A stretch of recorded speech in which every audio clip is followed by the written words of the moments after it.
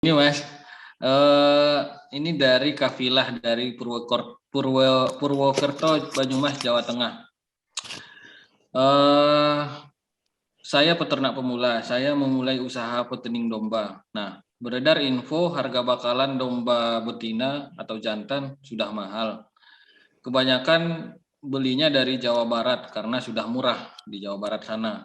Nah, beredar info juga domba murah di Medan. Nah, tetapi sekarang dapat info juga sudah mahal kembali katanya. Nah, jadi dia penasaran nih, apalagi kan Mas Yoko yang sudah punya pengalaman jual beli antar kota, antar provinsi, Mas, akap lah istilahnya. Nah, ini faktor penyebab naik turunnya harga bakalan ini apa, Mas? Nah, dan dia penasaran nih, kapan sih harga bakalan normal kembali? Nah, izin Mas. Ya, kalau berbicara harga ya, memang kita sendiri juga bingung, Dok. Tapi yang jelas kita melihat inflasinya aja ya. Inflasi kita melihat 5 tahun yang lalu harga domba masih 22 sampai 25 ribu, sekarang sudah 50 sampai 55. Dari inflasi memang kemungkinan turun kok nggak mungkin. Maksudnya turun itu sampai turun drastis gitu ya, kembali ke masa lalu gitu nggak mungkin. Jadi bagaimana kita mensikapi ketika nanti domba atau katakanlah 55 nanti turun ke 50 ribu, itu kita anggap bukan turun, memang hanya pasarnya aja hanya tertunda naiknya, karena saya yakin pasti naik gitu. Kita lihat ya, banyak cerita ya Dok ya, yang katanya inflasinya ini kan setara dengan emas gitu ya. Teman dulu kala Rasulullah harga emas dan harga domba itu, harga kambing itu hampir setara. Sama, gitu. ya betul Mas. Nah ini menjadi sebuah patokan kita gitu kan.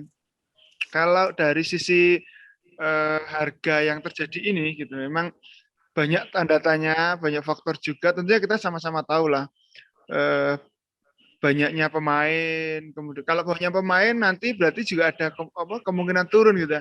Dan yang terjadi juga enggak juga Dok gitu loh. Ini memang dari sisi mungkin kalau pribadi saya berpikirnya begini. Dulu saya dapat pesan juga dari beliau sang guru gitu kan. Nanti ketika yang tol dari timur ke barat ini salah satu faktor aja gitu. Nanti harga timur itu akan lebih mahal dari barat. Karena memang populasi secara sensus memang jauh sebenarnya. Kita sudah tahu kan Dok.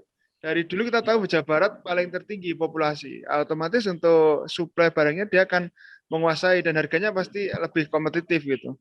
Sementara kalau di Jawa Barat harganya lebih murah itu sebenarnya juga enggak, karena dari awalnya dia itu sudah lebih mahal, cuma kecepatan kenaikan harga di timur itu luar biasa gitu.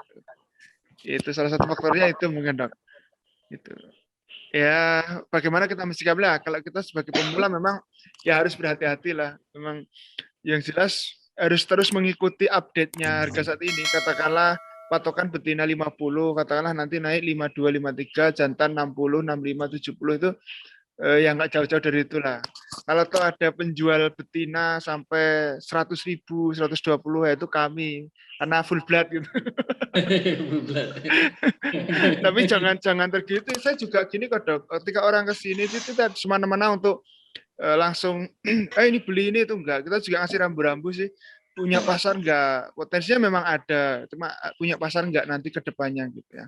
Yang wajar memang saat ini kita buat patokan di betina tuh 50-55, jantannya 60-65. Tapi realitanya ketika kita kita beli bakalan 65 di bawah 18 kilo juga enggak ada yang sanggup.